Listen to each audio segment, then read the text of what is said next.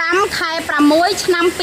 2026 ថ្ងៃនេះគឺពោពេញទៅដោយតង់កូរ៉េធម្មតាដែលបងអតិថិជនមកជួយទិញច្រើនមែនទែនមានຂະຫນាតចា6 ម៉ែត្រកន្លះគុណនឹង50 ម៉ែត្រហើយនឹងຂະຫນាតផ្សេងទៀតជាច្រើនដែលខ្ញុំចាំអត់អស់ចាចាំតែមួយຂະຫນាតហ្នឹងឯង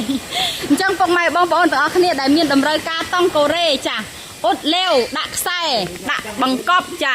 ដេគ្រប់ຂະຫນាតគ្រប់ទំហំបងប្អូនអាចធ្វើការកម្មង់ជាមួយនឹងអ្នកលក់បានចានេះគឺជាធ្នេអ៊ុតប្រើខ្សែធំតាមទំហំតង់របស់ពុកម៉ែបងប្អូនអញ្ចឹងបងទាំងអស់គ្នាដែលមានតម្រូវការតង់ប្រភេទកូរ៉េធម្មតា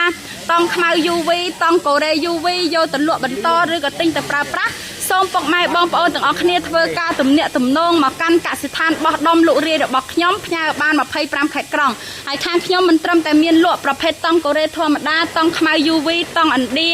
ឬក៏ប្រភេទចាកៅស៊ូសម្រាប់ដាក់រោងបន្លែផ្សេងទេសូម្បីតែបងប្អូនទាំងអស់គ្នាត្រូវការជីសរីរាង្គយកទៅធ្វើស្រូវស្រែដំឡូងចន្ទីទឹកថ្នាំសម្រាប់មើលទាផឹកឲ្យមានសុខភាពល្អឆាប់ធំរីករូតលឿនលឿនចាបងប្អូនក៏អាចធ្វើការទំនាក់ទំនងបានដែរអវ៉ាន់មាននៅក្នុងស្តុកស្រាប់ទិញក្នុងថ្ងៃនេះអវ៉ាន់ដែលអាចធ្វើទៅបានក្នុងថ្ងៃនេះដាក់ជូនថ្ងៃនេះអវ៉ាន់ណាដែលធ្វើអត់ទាន់គឺបន្តចេញជូនរហូតទាល់តែអស់ពីស្តុកហើយជាពិសេសសម្រាប់ពុកម៉ែបងប្អូនដែលមានចាចិញ្ចឹមមើលទាត្រូវការកាត់បន្ថយការចំណាយទៅលើចំណីសរ៉ាច់បងប្អូនក៏អាចទិញចោអាសូឡាចាខាងខ្ញុំបង្រៀនបច្ចេកទេសដាំជូនពុកម៉ែបងប្អូនទាំងអស់គ្នាដោយពុំគិតប្រាក់ព័ត៌មានលម្អិតសូមបងទាំងអស់គ្នាចូលក្នុងឆាតឬខលមកកាន់អ្នកលក់ផ្ទាល់សូមអរគុណសម្រាប់ការទស្សនាវីដេអូនៅថ្ងៃទី5 ខែ 6 ឆ្នាំ